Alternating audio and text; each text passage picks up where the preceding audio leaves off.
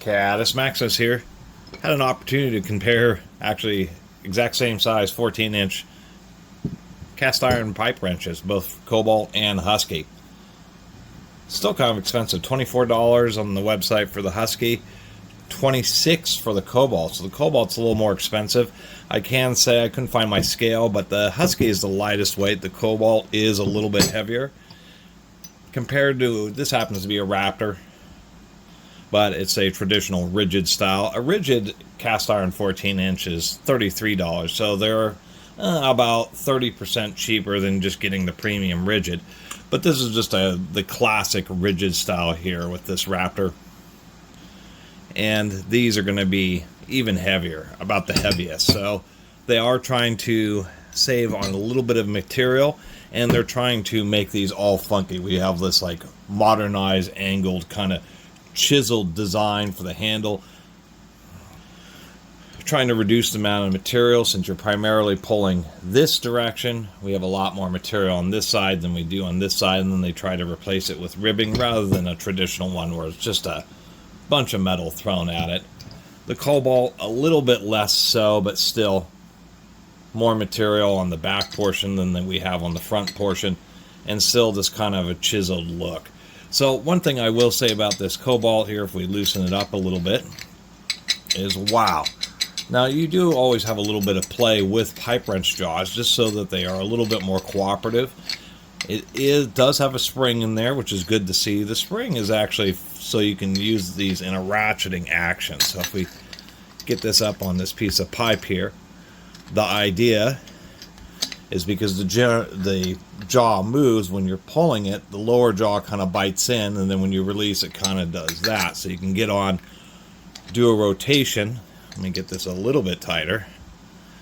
Do a rotation and then go back, and it just, for some reason, I just had a devil of a time actually getting this to want to kind of cooperate and do the ratcheting action, just because, and I think it's just because there's just too much side play in that jaw. When I was doing the same action here with this Husky,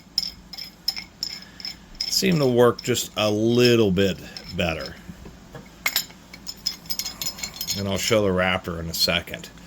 But with the Husky, it seemed to just be a little bit more cooperative. Pipe wrenches are always questionably cooperative to begin with, but it seems to be a bit more cooperative than the Kobalt. And that was like the first disappointment here.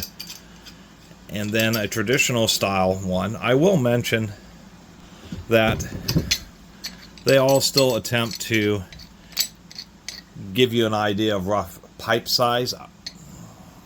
That serves two purposes. One, so you can preset the jaws to the appropriate, supposedly the appropriate distance for working on a particular size pipe, half-inch, three-quarter, etc.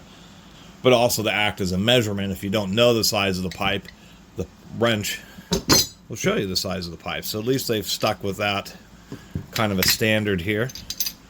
But just a little bit better pipe wrenches like this Raptor is just much more reliable. And this is exactly how you'd expect a rigid to work. It's just to be able to adjust its size and have it work consistently, occasionally tightening the nut. Otherwise, just getting reliable operation. Now we can see on this Raptor here, that's the amount of side-to-side jaw play. It's actually not, the Raptor brand is not a bad brand at all, but that is part of what helps it work better. That versus the Husky, which is probably twice what the Raptor is. The Raptor is a surprisingly tight wrench. But then we have this Kobalt where this jaw is just all over the place, and so it kind of allows the wrench bottom to kind of want to grab on one corner or the other, so it just doesn't get a very good grip. It's really one of the worst parts about the Kobalt. So that, as far as actual functionality, means that the cheaper Husky is actually a better wrench. There's another aspect of the Husky that makes it a better wrench. On traditional pipe wrenches, or most of them, this wheel, if it gets dropped, these are the type of tools that really do get beat up.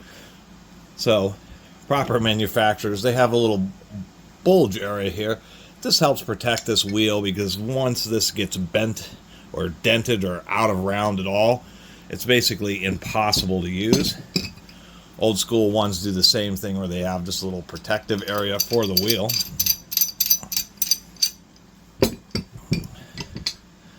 The Kobalt kind of does, but it doesn't really work super well. It's just about flush, but it just doesn't offer as much protection for this thumb wheel as the other wrenches do.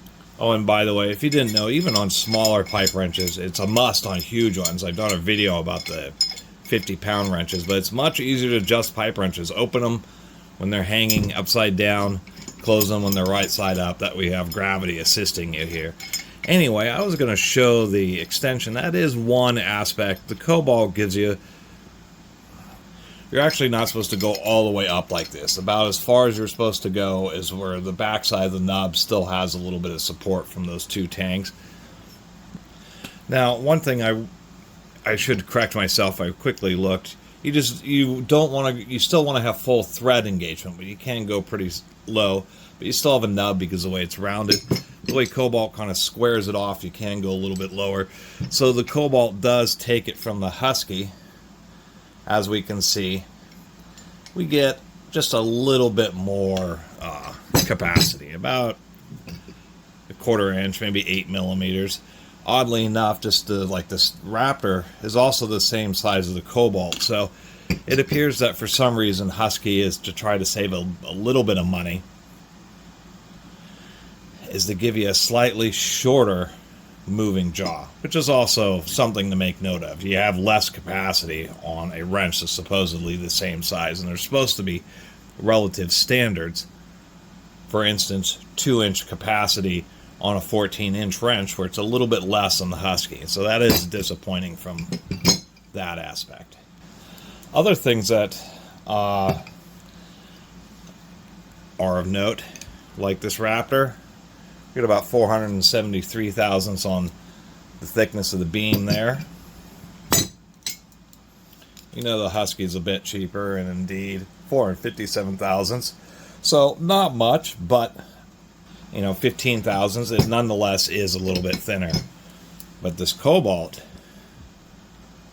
we're getting about 427, so it's about 30 thousandths, 35 thousandths thinner than the Husky. So the Kobalt, even though it has a more standard opening, out of all three of these wrenches, it actually has the thinnest beam. So that would also translate into being ostensibly the weakest wrench if they're all using high quality chrome vanadium steel jaws. And it appears that's part of the nature of why this jaw is so loose, is that the body was designed for it to have a better jaw, and then they decided, we're going to go with something extra thin. It probably works well enough, but just not quite as heavy duty. So there's the comparison between the Husky and the Kobalt, and something more traditional. This one advertises CRV. It was kind of hard to determine what the jaw material was. It's on both of these wrenches, but for the price of them, they both have hundreds of reviews, because of the wrenches that are on the shelf that will do most household and common size pipes and plumbing. So they sell a lot of them, but they're just not great wrenches. And there is, of course, the traditional ridgids, plus like the Harbor Freights. And so I would recommend one of the Harbor Freights over either of these, because these things are, quite frankly, Harbor Freight quality for not that competitive of a price.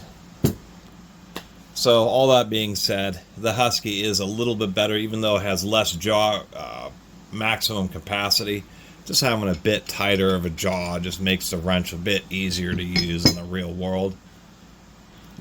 This is just a terrible defect for the Kobalt. And once you use a wrench that has something that is a tight jaw, you'll kind of understand. And one other area where they kind of cheapify, it is tradition, and even on my giant Weaver wrench, the moving jaw tends to be just either the same size or a touch wider than the fixed jaw, which I kind of liked, although I have a couple of ridgids here, both a 6, an 8, and a 10, and actually on genuine ridgids, the upper jaw is just a little bit more narrow. So, enough blabbing. Once again, I would still have to go with the Husky over the Kobalt. And it's a shame that Lowe's is actually charging more than Home Depot for a wrench that has such horrific tolerances. Anyway, appreciate you all watching. See you next time.